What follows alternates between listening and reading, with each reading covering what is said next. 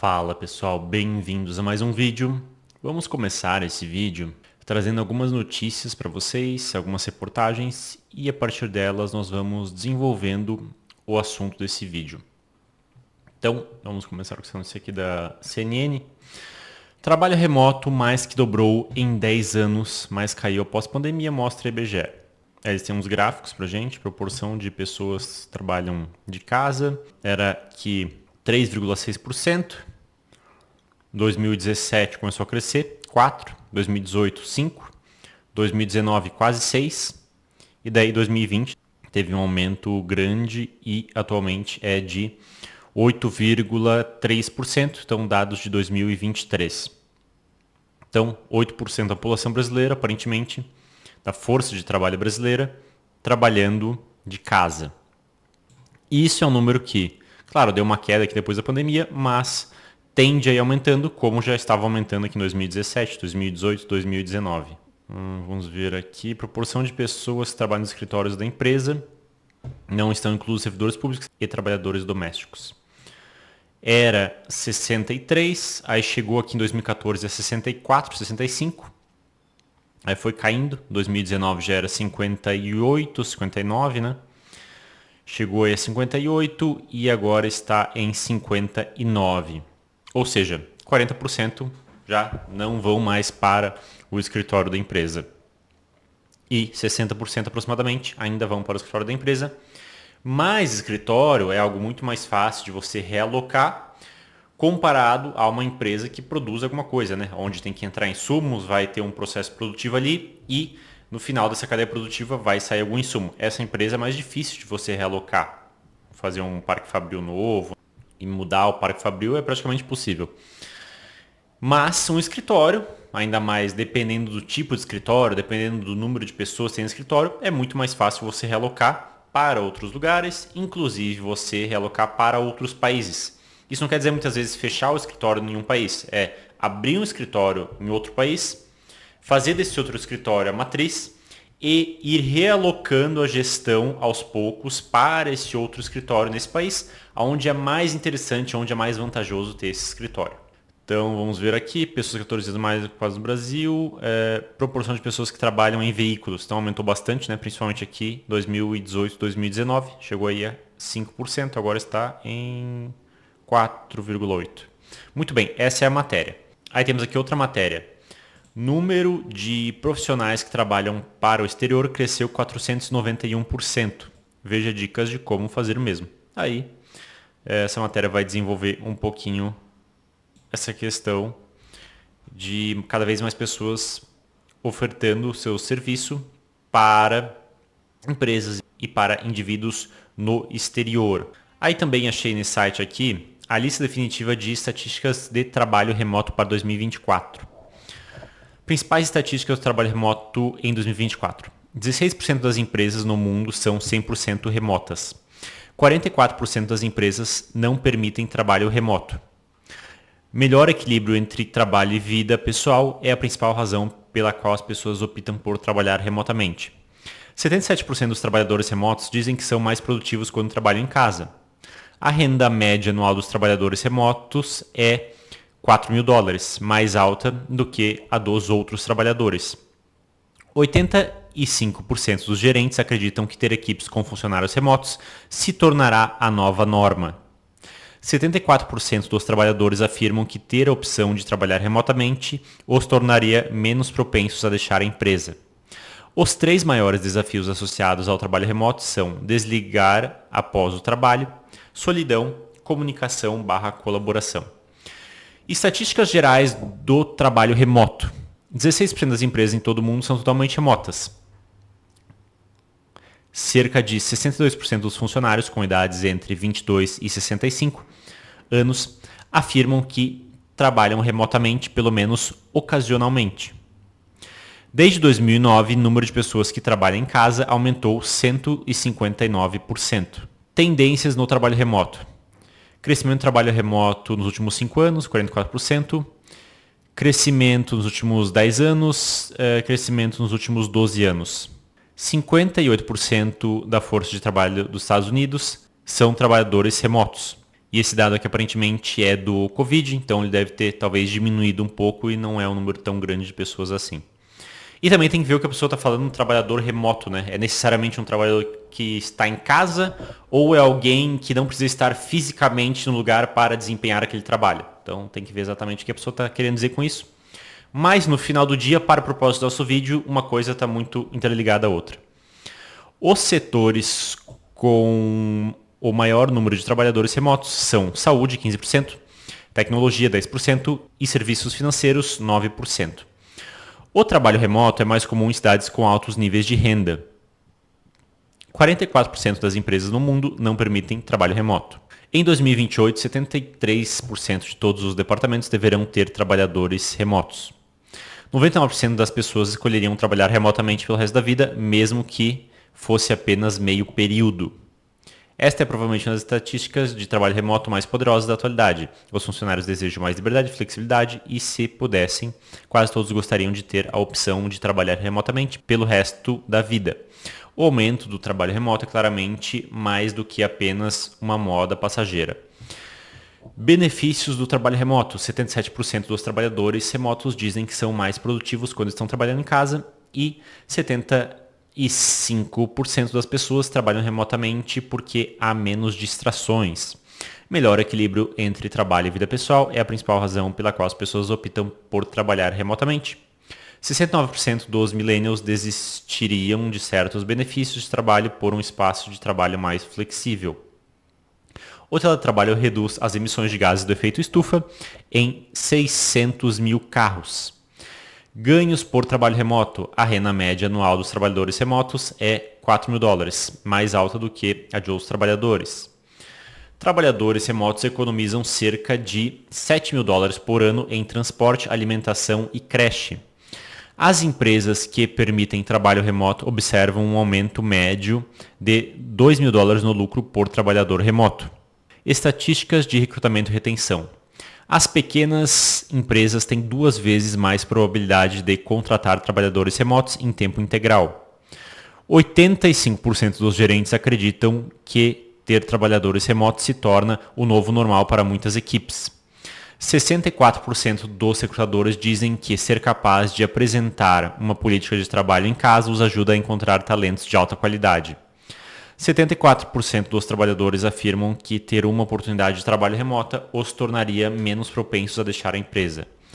Em 2017, houve redução de 50% nas demissões em empresas que permitiam trabalho remoto.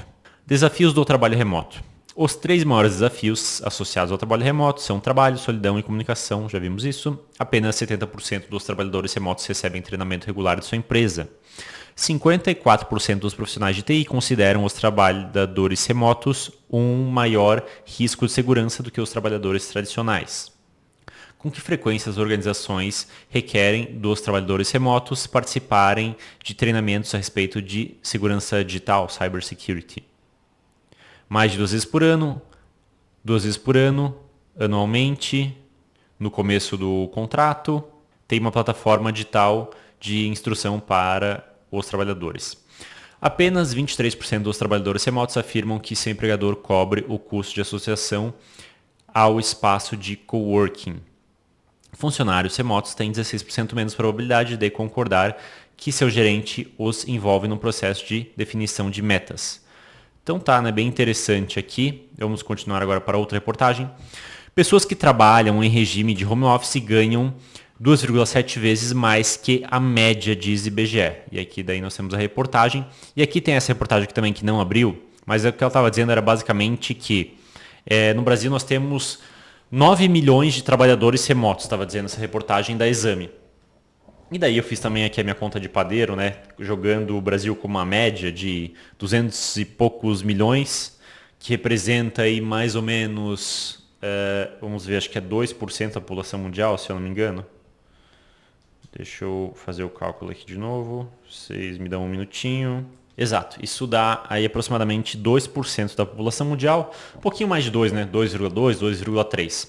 Então, pessoal, se o Brasil tem 9 milhões de trabalhadores remotos, vamos utilizar o Brasil como uma base, isso no mundo vai dar aí mais ou menos, né, uns 450 milhões de trabalhadores remotos.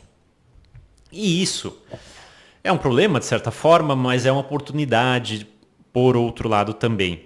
O assunto do vídeo não é nem um trabalho remoto, tá? Então eu comecei aqui só falando sobre isso para desenvolver mais ou menos a minha tese, na verdade. Então nós temos aí 450 milhões de trabalhadores remotos, quase aí meio bilhão de trabalhadores remotos. Isso é mais do que os Estados Unidos inteiro, isso é quase uma Europa inteira, e isso acaba gerando uma questão, né? Que é a seguinte: quando a pessoa trabalha de forma remota, vem uma pergunta muito clara, que é: essa cidade que eu estou, será que esta cidade é a melhor para mim? Este estado que eu estou, será que é o estado melhor para mim? Este país onde eu estou morando, será que este é o melhor país para mim? E muitas vezes a resposta é não. E outras empresas também, mesmo aquelas, como eu falei anteriormente, que tem ali a necessidade de você estar presente no escritório, um escritório é algo muito móvel, né? Então não é como um parque fabril, onde você às vezes tem um investimento lá de US$ 1 bilhão em um parque fabril, e aí você não tem como colocar num caminhão e simplesmente mudar o parque fabril para outro lugar. Mas o escritório é muito mais fácil você abrir um escritório em outro país e começar a fazer um processo, às vezes, de diminuir o escritório no país onde não é tão interessante e aumentar o escritório no país onde é mais interessante ter esse escritório. Ou seja, algo muito mais móvel.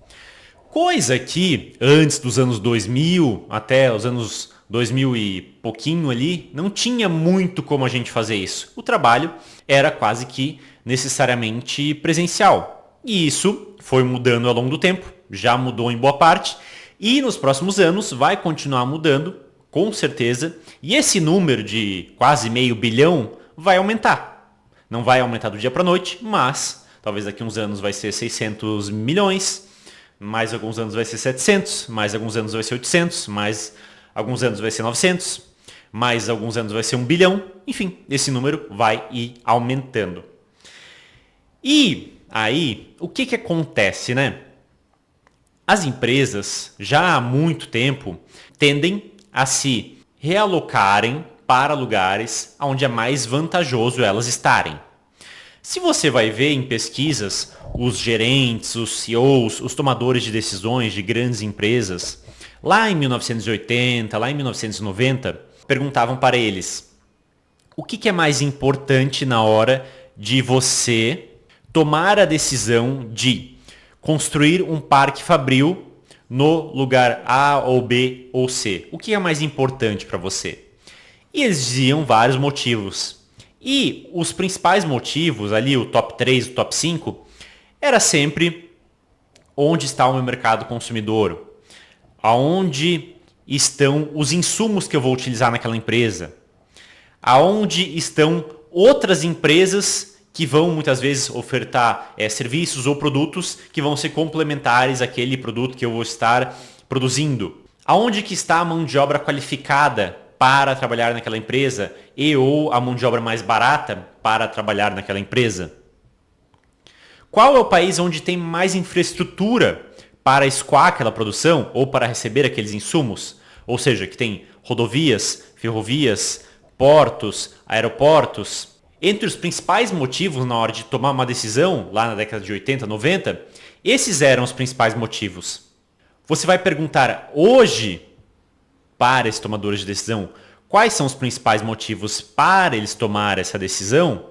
Um dos principais motivos, às vezes é o primeiro, às vezes é o segundo, às vezes é o terceiro motivo, mas geralmente está no top 3. Para esse tomador de decisão tomar a decisão de construir um parque fabril num país ou não, esse motivo é tributação. Então lá em 1980, 1990, esse motivo talvez era o 11º motivo. Hoje, tributação é o primeiro motivo, ou o segundo, ou o terceiro motivo na hora de tomar esse tipo de decisão. Por quê, pessoal? Porque lá em 1980, 1990, o mundo inteiro tinha uma tributação mais baixa, em média, e hoje tem uma tributação mais alta.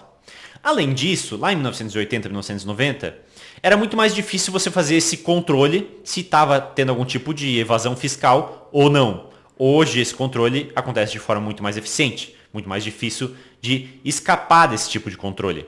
E aí, pessoal, resumindo essa história toda, isso gera um problema para os estados, porque os estados, eles querem crescer cada vez mais, eles querem ter uma participação cada vez maior em relação ao PIB daquele país, eles querem cada vez mais tributar a população, eles querem cada vez mais recursos na mão deles e menos recurso pro gado. Ou melhor, eles veem como gado, né? A população em geral, que eles veem que estão ali simplesmente para serem seus escravos e seus serviçais. E por muito tempo, eles puderam nadar de braçada, por vários motivos. Um desses motivos era um mundo mais concentrado, era o capital mais concentrado em certos países, principalmente ali Estados Unidos e Europa. Então, eram os países onde havia o maior mercado consumidor, onde havia um ecossistema de empresas, onde a legislação era a melhor, era mais eficiente, onde a justiça era mais eficiente, onde existia uma infraestrutura para escoamento e recebimento, escoamento da produção, recebimento dos insumos. Então, portos, aeroportos, ferrovias. Existia nos Estados Unidos, existia na Europa e nos outros lugares ao redor do mundo, querendo ou não havia tanto mercado consumidor, ou a infraestrutura era precária, ou a legislação era muito ruim, ou seja, haviam vários impedimentos. Ao longo das últimas décadas, isso foi mudando.